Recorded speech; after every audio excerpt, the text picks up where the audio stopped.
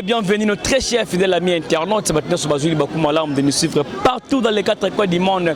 Si votre chaîne est la meilleure chaîne du moment, Alvin Beyapé, la voix céleste de télévision. Merci de la confiance au Boussala Kabiso, toujours dans le magazine Yoga Base. Wapito Betara Masolo, par rapport à l'actualité politique. Et Zamoko Bolinga Mingi, Ezakaya Mister, comme votre humble serviteur, toujours dans le magazine Yoga Base. Les 24 jours, à jour anniversaire, dans un jour à Moutama Nangaï. Papa, maman, Olinga magazine Yoga Base, ils ont tout fait pénabino longo même la paix secret nabino même la paix champagne nabino et que ça a tellement kitoko. Laisse-moi aussi remercier l'infatigable Fel de Cheolo mutuwa zoko sungaba na mboka na Congo Kinshasa na Congo Brazzaville par rapport à problème importation exportation olingo soma ba voiture na yo na kata Dubai soma voiture na kata Mikili ya Poto l'agence FBS service ya mona mboka Fel de Cheolo ils ont pona ko aider bino na surtout na problème importation et exportation au consomma biloko na yo en temps réel aux appels visa qui na Dubaï à un prix abordable. Merci à Ashkous Papa Biberon, merci à Arafat Kalonda. Joyeux anniversaire à toi mon ami, mon frère Tim Bauer, Ocho toujours mon frère Ocho, on est ensemble les Balobi, les 25 à Makambo. Et comment de si ma caméra c'est un la chapeau de mon nangai, ba mon a pas invité nangai mbolo konya mama et c'est avec lui ne tomber ta masolo par rapport à l'actualité politique. Tu as ça mbote ko ba mbote mon mboka. Oui, mbote ndeko journaliste. Un mot gentil na sozolanda. Oui, un mot gentil na balandinyo so balanda kamboloko na pesi bango mbote. Pire papa nanga okende na kati à Londres na pie mbote makasi. Na famille mobimba mama na biso mama boboto na kati ya makampani mama boboto na kati ya makampani ye moko yebi place azali mbolo kwa zo peso mbote mama nanga esikoza na kati ya makampani na libota nzamba pambola bino vie nanga lora batumona oyebi vie ndo solo yo za grand monto yo simbi grand mandundu vie lora batumona tozo tiela ka elikia yo na grand prêtre kinge wa mulumba vie na biso tutu abwala mbote na benu kibeni na pesi lisusu papa Jacques na kati ya Kolesi mbote belé ba vient nga ba Christian na kati ya Londres mbote belé sœur nanga Cécile na kati ya Canada isikozali mbote belé ombolo ko nyama mayele tozala scène toujours mwana mboka lelo mukonzi ya mboka ye moko découvrir amoni mafia na kati ya armée congolaise o lelo le chef d'état-major Célestin Mbala le tosare par rapport à ce sujet, il y a toujours la mafia, les infiltrés, dans la carte armée congolaise, qu'est-ce que tu peux expliquer dans ce moment? Voilà qu'aujourd'hui, c'est la haute trahison. Parce que notre constitution est allée, ceux qui ont aussi infectif, soit il y a armée, soit il y a la haute trahison. Alors, au général Mbala, à sali chef d'état-major, et sa haute trahison, à trahir Nan Mkonjamboka, commandant suprême. Parce que, tant que Mbala va tout naquiller, après cet effectif, il y a des soldats. Il y a quelque chose, nous avons des soldats qui sont effectifs. Tant que commandant suprême, le chef de l'État a sali vérification, il y a se retrouvé que non effectif, chef d'état-major a fait ça qui. Et Zalaki Yangote, Yango Moneza, haute trahison. D'autre part, le chef de l'État il a raison, et le justice président a raison, qu'au chef d'état-major, ce n'est pas un problème à subir peine inaye. Le fait à cause de ce soldat, pour protéger quelque chose, tout pendant un bon à l'État, tout bazar bâtiment au bête, envoyer quelque part, je ne sais pas, qu'est-ce qui peut expliquer? Non, tout cela pour bouffer de l'argent. Comprenez un peu notre pays. Il y a des gens qui vivent dans la mafia. Il y a des traîtres dans notre pays. On va trahir Congo, belé. Quand je prends le général Mbala, chef d'état-major, si aujourd'hui le chef d'état-major a commis à 4 étoiles grâce au président Félix, comment nous les Congolais vraiment tous avons la compréhension? Il faut voir la compréhension. Il faut féliciter le chef de l'État. Parce que le général Mbala, à l'époque, il y a le président Kabila, Azalaki président, général Mbala Azalaki étoile le cas, Moko Pé Azalaki, Moutumo Azalaki pendant la fonction pénatée. Mais grâce au président Félix, chef d'état-major Mbala a commis à 4 étoiles. Il faut remercier le chef de l'État. Il y a un monde qui est bateau, mon frère, pays est en cascade. Pourquoi il y a des traîtres? Pourquoi il y a des gens vraiment, mon frère, au besoin qui m'ont en otage. Bango bazo penser que l'état de droit c'est slogan. Non. Or l'état de droit ce n'est pas un slogan. L'état de droit est en marche, mon frère. Si la personne, oh, bah, ça n'a qu'à la session, il y a président Félix, bah, sans comprendre, réfugié Mkonzambo Kate, papa, Makale Kotonda. Ce n'est pas le président Félix, parce que nous, l'UDPS, tant qu'on a pouvoir, Toyebisa qui bat très bien. Notre problème pour restaurer l'état des droits dans notre pays. 2. Pour restaurer la démocratie. 3. Le peuple d'abord. Si vous n'avez pas besoin de travailler pour le peuple d'abord, il faut au Kangama. Papa, ce n'est pas notre problème. Ce n'est pas le problème du chef de l'État. Il faut respecter des règles, respecter des lois. Et je vois comme si tous ces gens-là, ce sont des traîtres. Parce qu'on trahit le pays, on ne peut pas laisser tous les antivalets. Au moment que Batouana, moi je regrette beaucoup quand je vois que chef d'état-major Assala Biloko Marco a regretté ma casse. Qu'est-ce faire maintenant? Quelle est la solution appliquée que l'armée Nabiso est retrouvée paix et tout la parmi une armée forte en Afrique? Moi je dois demander au chef de l'État, étant qu'un commandant suprême, il faut qu'on tienne comme témoin qu'il a suivi pour les soldats. Vous savez, les soldats Nabiso qui laissaient aller à l'époque, il y a le président Kabila. Il y a un moment qui tombe à Est quelque part. Parce que les soldats Nabiso ont 1000 francs au lia. Mais aujourd'hui, avec le président Félix, grâce au président Félix, militaire a fait guerre, mais on a bien, salaire à bien. Maintenant, comment un chef d'état-major, quand je vois un chef d'état-major, il a fait la haute trahison. Ça, c'est la haute trahison. Ça, ce n'est pas l'amour du pays. Il faut avoir l'amour du pays parce que Congo, c'est notre pays. Quand le chef d'état-major a fait des bêtises comme ça, on ne peut pas tolérer toutes ces bêtises. Hein? Batindi yo qui n'a pas identifié ba soda. Yo que yo Mkonzamboka. Oh, le président Félix est un commandant suprême. Oh, c'est lui qui gère les institutions du pays. Il faut y avoir que est-ce que Moussalo n'a tinda que ça réel. Yango moni lelo. Ngana ko féliciter Mkonzamboka, pena féliciter justice, ceux qui va kangeli biso chef d'état-major et sa problémité, ce n'est pas une violation des lois parce que ça est haute trahison pour la République. Voilà, quand le bagage IGF ezali bana misala fati batinda bango pour passer l'inventaire. Quand l'inventaire on a le fati à suspendre non sur mandataire, non sur banga nommer bango ba suspendre bango. Une liste d'entreprises publiques et bimi ba dala ba comment ba DGTL mais belé ba bina faire 30 ba kota makala kalata ba interpeller même le président la personne qui s'occupe d'un prison makala qui a évacué peut être une liste ba kota makala. Qu'est-ce qu'il veut expliquer ba sur on toujours cas par moi en carte visa. Oui mon frère, voilà que notre pays na yeb sakabatu kezalaki en cascade parce que contrôle les alakité. Batouana ba leka qui pendant 18 ans ba boma qui justice. Bayeba qui a cause à justice, bakokanga bango nde omona ki baboma ki justice. Batwana baleka ki à l'époque, baboma ki IGF. Parce que IGF faisait le kolo mutu moko batindi asala inventaire na entreprise ya mutu songolo. IGF faisait service ya ba congolais. Oyo soko sala la biso contrôle. Ngai, moi je félicite le chef de l'État parce que a tomboli IGF parce que pombo ke comme na ordre. Vous savez mon frère, DG azoko mbongo. Il y a 10 Congolais. Mais ngano tozanga eloko kolia na maya komela tozanga courant soko tali lelo ba DG belé même ya Sinel ya ba entreprise belé papa ba komi ba patron ba DG ba leka même na résidence wan ba koma ba patron ba mbongo belé. Pourquoi mafia ezalaki? Pourquoi mboke ezalaki les salés? Pourquoi l'état de droit à l'époque n'existait pas? Maintenant aujourd'hui avec le président Félix, l'état de droit en marche, l'état de droit existe. Yango na yebisho que tous les DG au déjà va citer si c'est 29 personnes. Mon frère, en tout cas, wane loko ko limbi sezate. Le soir est clair parce que tango yiba ki conséquences nango eza makal. C'est point intérêt.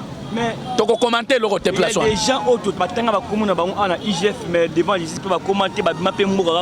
Est-ce que vous pensez qu'il y aura une sécurité pour bloquer ces gens-là qui devant la justice? Ngai na kosenga na service à renseignement, na service à air. Tozo sala musala pour l'intérêt yamboka. Ce n'est pas un intérêt personnel. Service à air, na service à renseignement, ce que zo bengama parce que Congo est existé. Parce que ba Congolais peut pas exister. Parce que pena Congo gouvernement zali. Ce qui le Congo est existé, te zo existé na banjete na bandeke. service à renseignement na ANER et coexistait. Mais le service à renseignement coexistait grâce au peuple congolais.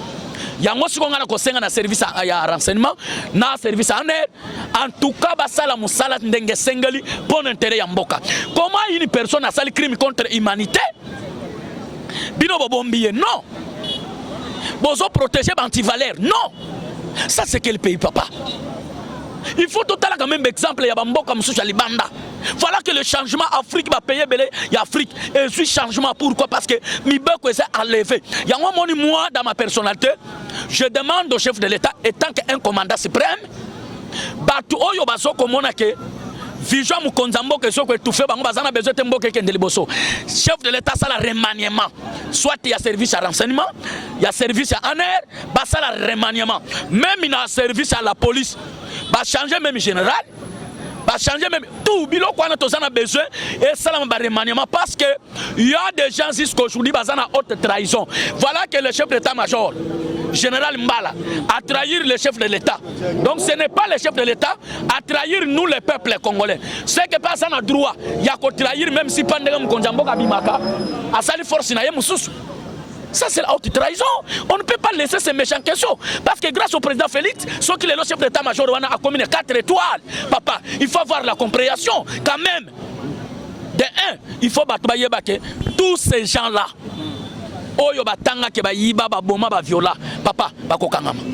Voilà mon amour toujours sur la Kinshasa tout tapé ma solo par rapport il y a rencontre entre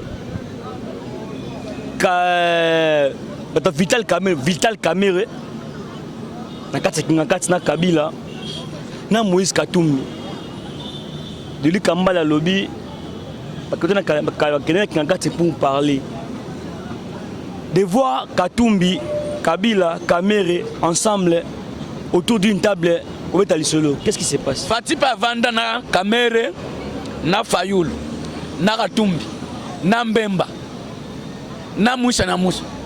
Avanda pena matungulu. Avanda na Muzito. Suka liboki bandoki wane salini. Et pendant ce Fatia bimis tout ça sauf. Moi l'ensemble. Le même Fatia Vanda na Kamerhe, directeur du cabinet. Nini a apporté pour le chef de l'État et l'autre côté. Nini a Kamerhe a apporté pour le biso congolais, rien du tout. Est-ce que raconte Kabila na Kamerhe, même na Moïse Katumbi? Moi dans ma personnalité, ça ne m'engage même pas. Qu'est-ce qui se passe? Mon frère, ça ne m'engage même pas. Si aujourd'hui M. Kamerhe se retrouvé en prison, et Zali Bato lève ses bateaux conseiller. Na lobby na kotanga komba batute na lobby ke batuana nde batu bakotaka mere prison pe batu bakose ke wana eza retro commission Félix awoye baté des fois seulement 3 têtes là de se mettre ensemble sur une table de en train de parler na lobby na yo est-ce que bon ça pour l'intérêt peuple congolais de voir Kabila Katumbi Kamerhe to bon ça juste pour combattre Fati d'après comment mon frère Bitumba déjà ya Fati pour combattre c'est raté. Fati, omoni biloko msusu bozolo baba congolais bozana sentiment. On ne peut pas bloquer un pouvoir auto que passation de pouvoir sans arme. Oyebi tokenda na élection na ndeko Kabila sans munduki. Tokenda élection peut to gagner monsieur Kabila. Et Kabila il a compris que non. Na sali 18 ans. Même entourage à Kabila. Lelo tozo finga ndeko Kabila. Mais il faut que batum sous ba mena Kabila na ba vie mabe. C'est nos frères congolais tels que prenons Kimbuta. Kimbuta, c'est nos frères congolais. Chadar, c'est nos frères congolais. Prenons tous ces gens là, Babo Chabo, Banayemi Moulangi, tous ces clics là, ce sont des gens qui ont mené les sénateurs Kabila na échec. Vous comprenez un peu? Si le loba que Kabila a sali 18 ans, a sali nini, non, ce n'est pas Kabila. Tant que tu as Kabila, il faut que tu aies Kimbuta, tu aies Chantini Ngobila. Parce que c'est à l'époque, tous ces gens-là, Kabila a entouré par tous ces gens-là. On va rendre mauvais service. Yango moni bisope, to lingite ba Congolais un jour batu na bisoke, Félix a sali 20 ans a sali nini. Tolingi biloko wana te. Yango mon président Félix aboya ki biloko wana lobi non, il faut justice ezala indépendant. Pour aboya ki biloko wana lobi non, il faut ngai état de droit ezala. Yango aboya ki biloko wana alobi non, il faut ngai ki salume me banda. Soki oboyi papa olongwe. Raconte ya Moïse Katumbi na monsieur Kabila na monsieur Kamerhe. Kamera zana prison abima jour ne pas kutana nande ko Kabila. Papa. Ah, kolanda deni kamba ite wana ezabi lobaloba. Wana ezabi lobaloba papa. Kamera zana prison abimi journée. Ba sala raconte. Ba kendaki na makala. Papa, omoni ba to ebele ba so refe ngana ko ebiso verité. Sénateur Kabila ndenga za wana si alongwa na pouvoir histoire esila. Yemoko ndeko Kabila ndenga zali ayebike alongwa na pouvoir histoire esila. À part Nehemi Moulang na ba boshabo nde bazoke ko mitungisa na biloba loba. Pour le moment le commandant suprême c'est Fatih Béton. Voilà, de voir que Zoé Kabila lui a envoyé d'aller rendre visite et pas à moi dans Mboka Vital Kamerhe na prison. Qu'est-ce qui se passe là? Comment il y a une relation entre Kabila na Kamerhe. Lolo tomoni Zoé a qui rendre visite dans la prison et pas à moi dans Mboka Vital Kamerhe. Yokana ebisayo. Quand je vois comme ça, Kamerhe na monsieur Kabila bazala na problème té. Bazali ba frère. Kamerhe bazali entre frères na Kabila. Mais en politique, ba yebi bango moko. Mais le problème c'est quoi? Tant on a bandé ko loba ke bato ba sala ke lelo. Kamerhe azala na prison mais bato wana ti. Banani. Bato wana. Ba mi yebi place baza. Na lobby bato wana place baza. Bango bato basala ke Kamerhe akoma na prison. Si vous voulez la Kamerhe bakangiye babandi okende otala elisusu omoni teka no ezaberere les mêmes bato ba rendre Kamerhe mauvais service. Moi je regrette beaucoup quand je vois que Kamerhe est en prison tel que mutu wana akende otala ye, mais je regrette beaucoup. Omoni teka no pour tous les soutiens peut-être un moment de test ça. Oh mon frère, est-ce que Kamerhe a tourné mbongo détournement de fonds, vol intellectuel, visite au bakende kosala ya soutien yani. Kamerhe a sali prison. Mbemba beta 10 ans na CPI ti lelo to mona bima pa samba te to yeba pe loko bakangela yete c'est que ezalaki copie ya Kabila na Mbemba c'est point très mais biso to yebi ka Kamerhe akota boloko Félix akangisa yete mutakangisa eloko ekanga Kamerhe ça c'est congolais parce qu'ayiba mbongo ya trésor public détournement de fonds 15 millions de dollars américains mais prison ya Mbemba ezalaki copie ya Kabila na ba français pour Kabila kumela na pouvoir pendant 18 ans ti lelo Mbemba bima pe to yeba suite yango te. Est-ce que vous comprenez PPRD na INC et là qui va viser président Zoya parce que le lot comme on a Kabila na osangana Kamerhe comme si bazo dans la vision mo élection totika rêve totika nde rêve na zo ebisa bande ko bazo ko ministère batika rêve na yebiso en tant que politicien je suis qui séquediste Makila et j'assume ma parole. Voyez que notre pays ezali sumbo kabla kité ba blaquer na ba congolais pendant 20 ans. Mobutu a sali 30 ans. Sénateur Kabila a bêti 18 ans. Mouzé le père a bêti 2 ans. Prenons 30 ans plus 20 ans, c'est combien? 50 ans. Les Congolais vont vivre dans la misère, ils vont être millionnaires, ils vont être milliardaires, ils vont être belé. Aujourd'hui, mon frère, avec le président Félix, ceux qui ont un sentiment, papa, le président Félix a remarqué. Place au bino bolobaki que non, Félix soit commis kuna bako bomaye. Mais a commis na zone rouge a sali discours. Président Ouganda vandi azotal, Fatia béton, sans antibal, bien chemise pour mon gars frère congolais. Tous les ADF Mouzaza habité Fatia Oumela. Est commis kimia papa. Ce que meki makamou élection na est babo mayo. Je te dis. Soit kaka vio kaka sikoyo Kita même na Bukavu loba que élection ezali. Papa ozwa mabanga. Na lobi na yo. Tala. Oui. Le président de la République tango alobaki ke na ko déboulonner. Bato ebele ba seka, ba finga. Est-ce que le président tango alobi que élection ezali? Mais pour maîtriser mémoire un peuple congolais, pour étouffer tous ces discours, il y a ba très o ba telema ki ba discours na bango ya lokuta, ya ba miyibi. Tala o yambe ya tamboli ki sa province mobile. Lelo vérité désir ne kufa. Oyebi mutango maluvuang. Atamboli vérité désir ne kufa. Si wa woto yebite alobaki likambo ya papa tozonga kamuke. Oyebi biloko msusu ki ba congolais tozo rappelango. Lelo muzito aloba na biso ke toko créer insécurité. Po ben investisseur ba yate. Donc tant on atala ka biloko wana batu bakoki ko kangana mboko lokola ba vie wana ba Adolphe Muzito. Ponani parce que yo so souhaiter malheur na kata mboka ke toko sala insécurité, toko créer insécurité pour investisseurs bayate. Est-ce que Moutamar Kwana, ce qui a commis président de la République, a osana soucia ba congolais. Oya zo senga insécurité tellement na mboka pour souffrance ya. Voilà. Est-ce que Moutamar a tabaté un trésor public? A soutenir les Congolais? Non, Azana Souchan Bokate, Yango Moné Loko na Bishoke, Ngai na encouragé PPRD, na INC, Basala Bloc. Ngaku tuna kosepela babima tana balongwa ope bakota ina union sacrée babima basala opposition ya makasi. Mwana mboka Fatia a kopesa promesse pe ko lobi boyi. Yokanga bien. Alors souhaiter Mouta ko remplacer na pouvoir ezala mwana mwasi. Devinez si ko tant Fatia ko longwa d'après na ko président de la République Tamboko. Ndeko.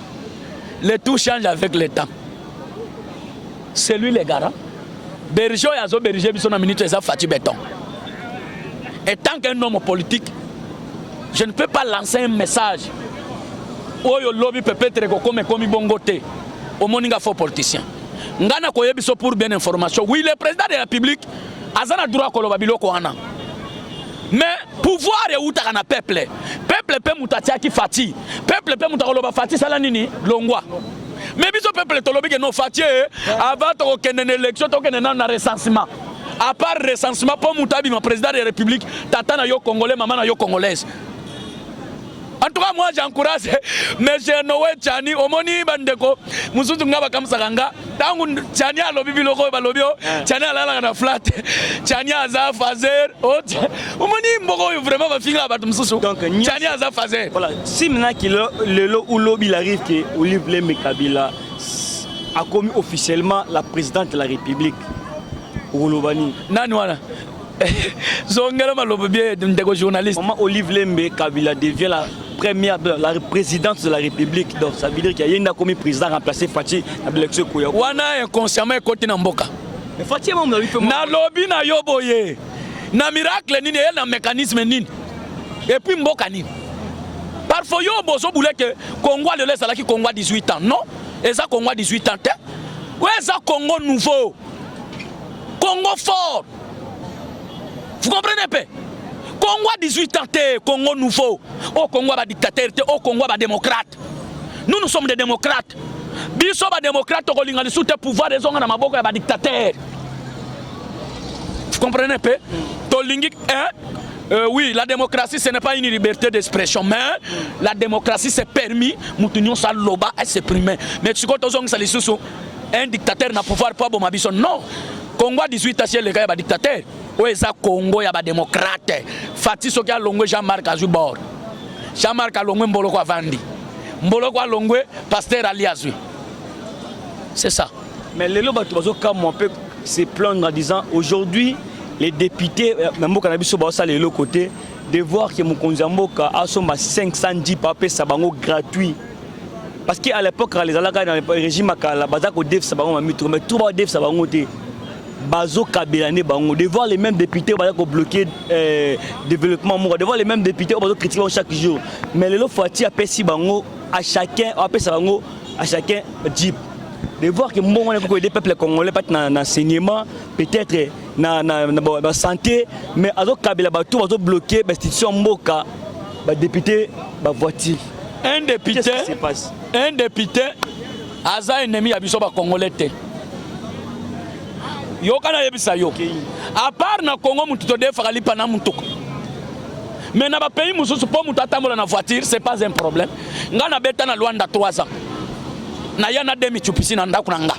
Na mwa voiture na nga ebulaka. Na beta 3 ans na Luanda. Vous comprenez pas? Papa. Kozala na 10 pesa ko boma mutute na Congo nde bato ba komo mona 10 grave. Parce que bato à 18 ans, ba komisi mboka na souffrance depuis Mobutu. Yango moni jipe comme les biso passe. Le l'homme tu pas somba moton de qu'on a biso avant fois bon mande qu'on a yé. À côté la ngobunga. C'est honte. Écoutez mon frère. Non, yo kana yebisa yo. Ndeko journaliste. Pourquoi le peuple congolais va numéro ndeko journaliste totika kabilo. O moni wana za ba mensonge à bato FCC. Je dis ceci mon frère, et ça mensonge. Par rapport à Nini. Est-ce que vous avez des preuves, des preuves, des preuves dans le téléphone? De voir que les gens vont se planter parce qu'il va passer. Mon frère, Totika polémique. Un député, pas tambola na jeep, c'est très simple dans notre pays.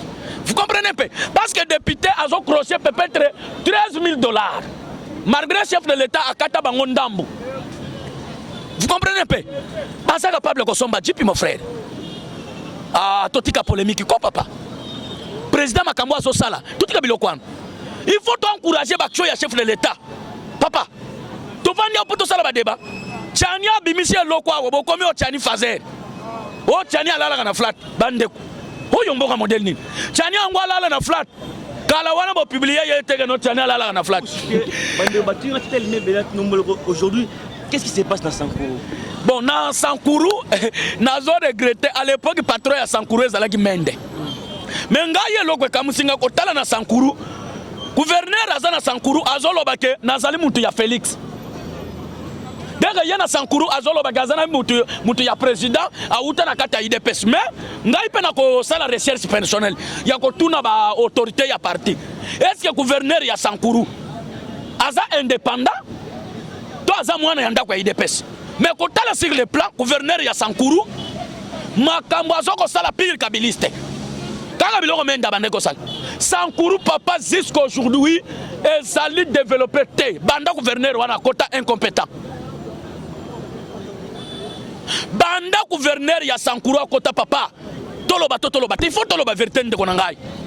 Soki ko finga Tchani fazer ndeba kongole bazo finga. Bon gouverneur ya Sankuru banda kota papa elokote menda umeli na Sankuru elokote sikoto tune boy toko senga na mkonja mboka atindela biso IGF na Sankuru ba vérifier gouverneur à Sankuru ese msala ni nazosala ni banzela mutu azosala mwa ba pont oya azana vision ya kisekediste un président parlementaire debout azana Sankuru azosala mobilisation et puis ye gouverneur azo collaborer na ba policier ya Sankuru pour combattre mutu wana aza mutu na biso IDPS azo kosala campagne ya chef de l'état ko telimisa ba fédération ba cellule ya IDPS mais ya azo ko étouffer. Mais comment un gouverneur yo lobe oza mutu ya IDPS mais ozo ko étouffer ba fédéraux ba zakuna na ba président sectionnaire yango biso to kosenga na mkonja mboka ndeko malem lelo Tanganyika eza bijou Tanganyika eza bijou na mbongwa nani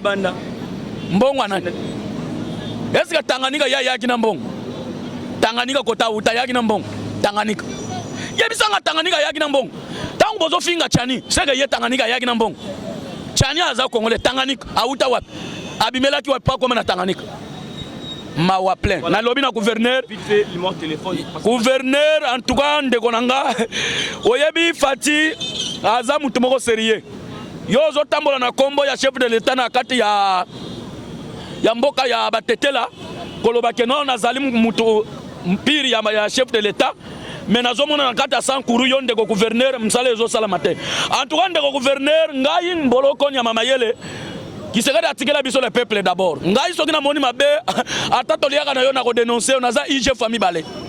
Ngala za IGF. Mbolo kwa za IGF famille balé. En tout cas soko sali pour le peuple d'abord te ozala mukamata papa. Merci. Bato bolanda mbolo ko nyama mayela suki na ye wana.